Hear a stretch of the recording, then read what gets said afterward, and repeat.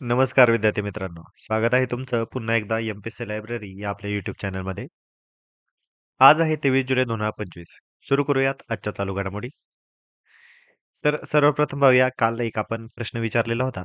त्याचे उत्तर तुम्हाला कमेंटमध्ये देण्यास सांगितले होते. कालचा प्रश्न होता जगदीप धनकर हे भारताचे कितवे उपराष्ट्रपती होते? कारण नुकताच आता त्यांनी स्वतःच्या आरोग्याच्या कारणामुळे राजीनामा दिलेला आहे. तर जगदीप धनकर हे भारताचे कितवे उपराष्ट्रपती होते असा प्रश्न होता. पर्याय क्रमांक 1 होता 17वे, पर्याय क्रमांक 2 होता 16वे, पर्याय क्रमांक 3 होता 14वे आणि पर्याय क्रमांक 4 होता 15वे. तर याचं योग्य उत्तर आहे पर्याय क्रमांक 3 14वे. लक्षात ठेवा, जगदीप धनखर हे भारताचे 14वे उपराष्ट्रपती होते. ज्या अर्थी त्यांनी स्वतःचा राजीनामा देऊन आता पुढील कारकीर्द त्यांनी स्वीकारलेली आहे. त्या अर्थी आपल्याला वेगवेगळ्या परीक्षांमध्ये यावर प्रश्न विचारला जाण्याची शक्यता नाकारता येत नाही. त्यामुळे लक्षात असू द्या, जगदीप धनकर हे भारताचे 14वे उपराष्ट्रपती होते. तर आजचे दिनविशेष पाहून घेऊया. 23 जुलै 1856 रोजी लोकमान्य टिळक यांचा जन्म झालेला आहे आणि 23 जुलै हा दिवस त्यांची जयंती म्हणून साजरा केला जातो. इतिहासातील अतिशय प्रसिद्ध असे व्यक्तिमत्व आहे ते. त्यांनी सर्वात महत्त्वाचे म्हणजे न्यू इंग्लिश स्कूल 1880 साली या शाळेची स्थापना करण्यात आलेली आहे.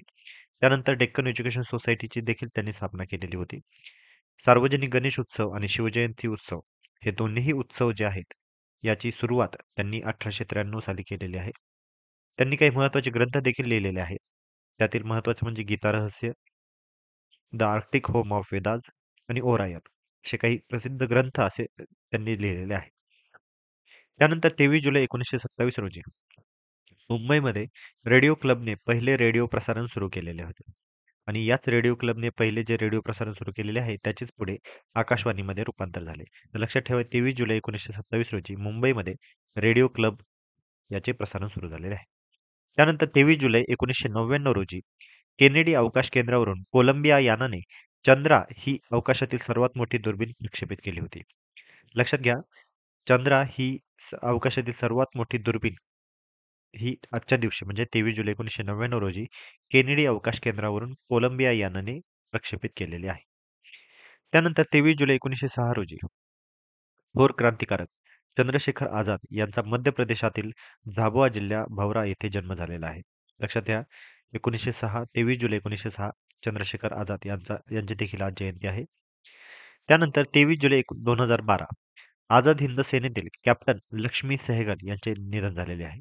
आपण पाहिलेलं असेल इतिहासामध्ये की आझाद हिंद सेनेमधील ज्या महिला कॅप्टन होत्या लक्ष्मी सेहगल यांचं 2012 म्हणजे साधारण एक 13 वर्षापूर्वी 23 जुलै 2012 रोजी त्यांचं निधन झालेलं आहे. तर आता आपण आपल्या सविस्तर चालू घडामोडींना सुरुवात करूया. तर सर्वप्रथम विश्वचषक बुद्धिबळ स्पर्धेचे भारताला यजमानपद आहे. सध्याच्या घडीला भारत हा बुद्धिबळ स्पर्धेमध्ये अतिशय उत्कृष्ट अशी कामगिरी करत आहे आणि भारताचे वेगवेगळे बुद्धिबळपटू हे वेगवेगळ्या स्पर्धांमध्ये आपलं यश नोंदवत आहेत. तर आता भारताला दुसऱ्यांदा विश्वचषक स्पर्धेचे यजमानपद भूषवण्याची संधी मिळालेली आहे. 2025 मध्ये म्हणजे याच वर्षी 30 ऑक्टोबर ते 27 नोव्हेंबर या कालावधीमध्ये विश्वचषक बुद्धिबळ स्पर्धा ही भारतात रंगणार असून या स्पर्धेचे केंद्र योग्य वेळी जाहीर करण्यात येईल असे जागतिक प्रशासकीय संस्थेकडून म्हणजेच फिडे याकडून सांगण्यात आहे. लक्षात घ्या, बुद्धिबळ स्पर्धेचं जे काही आयोजन आहे ही याची जी जागतिक प्रशासकीय संस्था आहे तिचं नाव आहे फिडे. तर असा देखील प्रश्न विचारला जाऊ शकतो की फिडे ही संस्था कोणत्या खेळाशी निगडीत आहे? लक्षात घ्या, बुद्धिबळ स्पर्धेशी. भारताने यापूर्वी 2002 मध्ये हैदराबाद येथे सर्वप्रथम विश्वचषक स्पर्धेचे आयोजन केलेले होते. त्यावेळी विश्वनाथन आनंद हा विजेता ठरलेला होता. मात्र त्यानंतर विश्वचषक स्पर्धेचे स्वरूप बदलण्यात आले. आता ही स्पर्धा बाद फेरी पद्धतीने खेळवण्यात येते. त्यामुळे प्रत्येक फेरीतील पराभवानंतर खेळाडू स्पर्धेबाहेर होतो. विश्वचषक स्पर्धेचे भारताचं स्वरूप बदलल्यापासून एकही खेळाडू विजेता ठरलेला नाही. त्यामुळे आता या वर्षीच्या स्पर्धेकडे सर्वांचे लक्ष असेल. गत स्पर्धेत म्हणजे 2024 मध्ये आर प्रज्ञानंदने अंतिम फेरी गाठलेली होती, पण त्याला मॅग्नस कार्लसनकडून पराभव पत्करावा लागला होता. आणि यंदाच्या स्पर्धेमध्ये आता 206 खेळाडूंचा सहभाग असेल असे देखील जाहीर करण्यात आलेले आहे. तर लक्षात घ्या, 2025 मधील विश्वचषक बुद्धिबळ स्पर्धा याचे आयोजन हे भारतात होणार आहे. त्यानंतर पुढची महत्त्वाची चालू घडामोडी म्हणजे अभिजात मराठी भाषा सप्ताह. आता आपल्या सर्वांना माहीतच असेल, मागील वर्षी 3 ऑक्टोबर रोजी मराठी भाषेला अभिजात भाषेचा दर्जा दिलेला आहे आणि याचाच एक उत्सव म्हणून आता साजरा केला जाणार आहे. 3 ते 9 ऑक्टोबर दरम्यान अभिजात मराठी भाषा सप्ताह हा देखील साजरा करण्यात येईल. 3 ऑक्टोबर आता सांगितल्याप्रमाणे अभिजात मराठी भाषा दिवस हा म्हणून साजरा केला जातो. अभिजात मराठी भाषा दिवस का साजरा केला जातो? तर हा दर्जा देताना मराठी भाषेची गेल्या सुमारे 2500 वर्षांची परंपरा गृहीत धरण्यात आलेली आहे.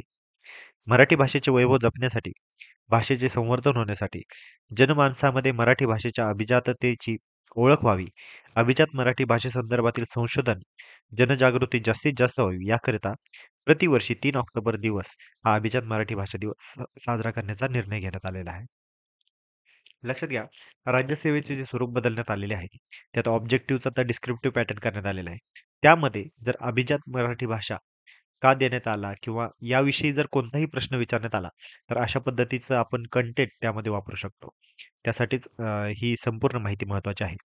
आणि फॅक्च्युअल डेटा म्हणून आपल्याला काय महत्त्वाचे आहे, तर 3 ऑक्टोबर हा दिवस अभिजात मराठी भाषा दिवस म्हणून साजरा केला जातो. त्यानंतर महत्त्वाची अशी एक नवीन योजना सुरू करण्याची घोषणा करण्यात आलेली आहे. महाराष्ट्राचे कृषी मंत्री अ, जे आहेत त्यांनी आता कृषी समृद्धी योजना याची घोषणा केलेली आहे. नवीन कृषी समृद्धी योजना ही नानाजी देशमुख कृषी संजीवनी म्हणजेच पोकरा या योजनेच्या धर्तीवर राज्यात राबवली जाणार आहे. दरवर्षी सुमारे 5,000 कोटींचा निधी हा कृषी पायाभूत विकासासाठी खर्च होणार आहे. लक्षात घ्या, कृषी समृद्धी योजना ही नानाजी देशमुख कृषी संजीवनी जी पोकरा या नावाने अतिशय प्रसिद्ध अशी योजना आहे. याच्या धर्तीवरच आता ही योजना सुरू करण्यात येणार आहे. फर्स्ट कम फर्स्ट सर्व या तत्वावर निधी मंजुरी करण्यात येईल आणि एकाच जिल्ह्यात जास्त निधी खर्च नको याची देखील दक्षता घेतली जाईल असे देखील त्यांनी जाहीर केलेले आहे. महाराष्ट्राचे जे कृषी मंत्री आहेत ते आहेत माणिकराव कोकाटे. आपण वेगवेगळ्या न्यूजच्या वेळी हे महाराष्ट्राचे असतील किंवा भारताचे असतील वेगवेगळे मंत्री देखील आपण जाणून घेत आहोत. कारण त्या दृष्टीने जरी प्रश्न आला तरी तो आपल्याला चुकायला नको. तर कृषी समृद्धी योजना ही कृषी मंत्र्यांनी जाहीर केलेली आहे आणि आपले कृषी मंत्री आहेत माणिकराव कोकाटे.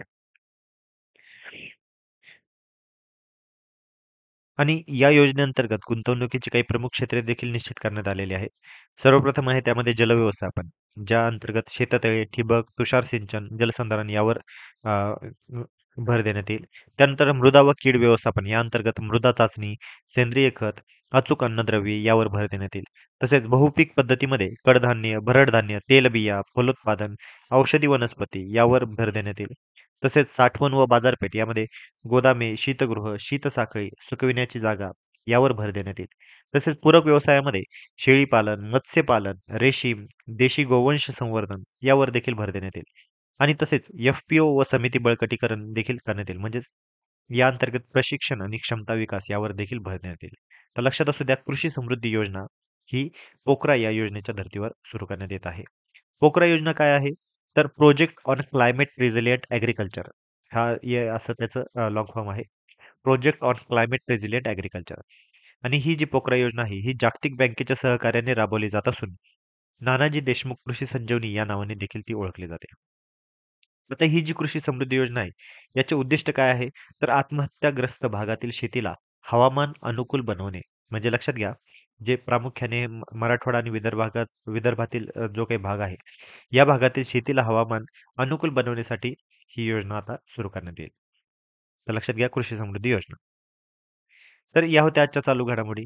आजचा एक आता आपण एक प्रश्न पाहून घेऊया. अभिजात मराठी भाषा दिवस हा कधी साजरा केला जातो? आता मी नुकतीच आता ही बातमी कव्हर केली. यामध्ये तुम्हाला सांगितलं देखील, की मागील वर्षी आपल्या मराठी भाषेला अभिजात भाषेचा दर्जा देण्यात आला. तो ज्या दिवशी देण्यात आला, तो दिवस हा अभिजात मराठी भाषा दिवस म्हणून साजरा केला जातो. तर तुम्हाला आता कमेंटमध्ये सांगायचं आहे, की खालीलपैकी अभिजात मराठी भाषा दिवस हा कधी साजरा केला जातो? पर्याय क्रमांक 1 आहे 17 ऑक्टोबर, पर्याय क्रमांक 2 आहे 16 ऑक्टोबर, पर्याय क्रमांक 3 आहे 3 ऑक्टोबर आणि पर्याय क्रमांक 4 आहे 27 फेब्रुवारी. तर लक्षात घ्या, आपल्याला याचं जे काही उत्तर आहे मी ऑलरेडी तुम्हाला व्हिडिओमध्ये सांगितलेलं आहे. तुम्हाला काही कन्फ्युजन असेल तुम्ही पुन्हा एकदा हा व्हिडिओ पाहून या प्रश्नाचं उत्तर देऊ शकता. तर या होत्या आजच्या चालू घडामोडी. तर अशाच अधिकाधिक इन्फॉर्मेटिव्ह कंटेंटसाठी आमच्या एम-पी-एस-सी लायब्ररी या यूट्यूब चॅनलला फॉलो करायला विसरू नका. आम्ही यूट्यूबसोबतच टेलिग्राम, WhatsApp, Facebook, Instagram या सर्व सोशल मीडिया प्लॅटफॉर्मवर आहोत. तर या सर्वच ठिकाणी आम्हाला फॉलो करायला विसरू नका. धन्यवाद.